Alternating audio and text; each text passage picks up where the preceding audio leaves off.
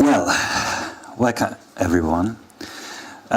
This short but provocative question we once had in one of our meetings, probably it was quite late. But the question really means, does the size of the business register influence its working? That was just the question we started. And then the first thing you have to ask yourself, what does size mean? So I'd give you just a view. You don't need to read what's there, but you see, we have from the respondents jurisdictions who have registered more than 8 million entities, and some who have just registered a couple of thousands. Just see the top 10 of the most registered countries, countries or jurisdictions with the most entities. It's quite interesting. Russia, Malaysia, Italy, California, Germany, UK, I see, oh, Australia, okay. Couldn't read Australia. And, okay, then you say, okay, this is, so Russia has the most entities registered, but then the obvious question comes to your mind is, well, that's a really big country.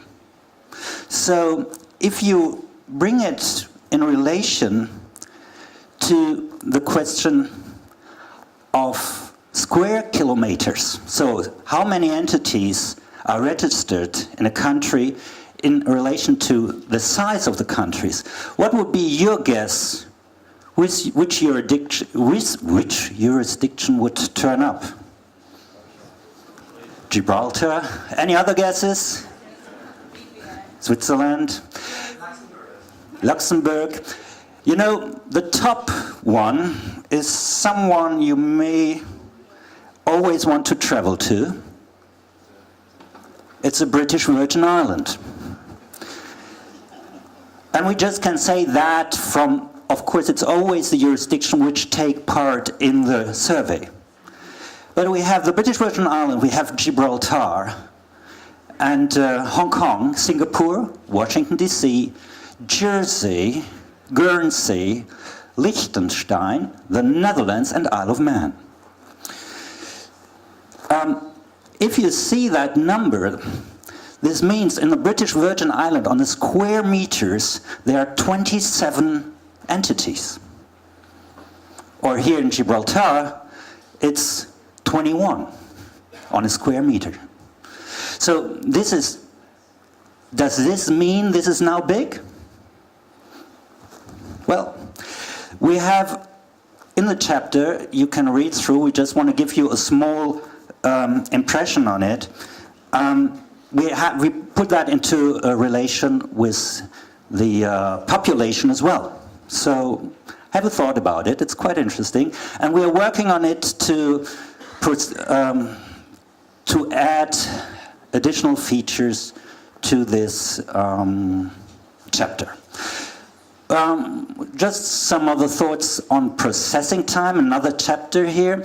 There you see that in Europe and in the Americas, we have a processing time of something around 18, 19 hours, business hours.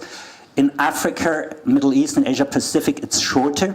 But again, I have to say here, we must be careful a little bit because we don't have enough respondents from our point of view to give that, to say that these numbers are exact enough to give a real impression.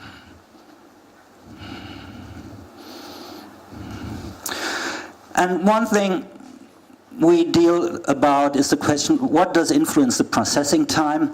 And of course, for us today, we know processing time, when you deal with paper, still is one which takes too long probably, and it takes very long. But still there are differences with images, internet, and data. But it is obviously, as more technically you become, the faster the processing time becomes. And that brings us to Monica.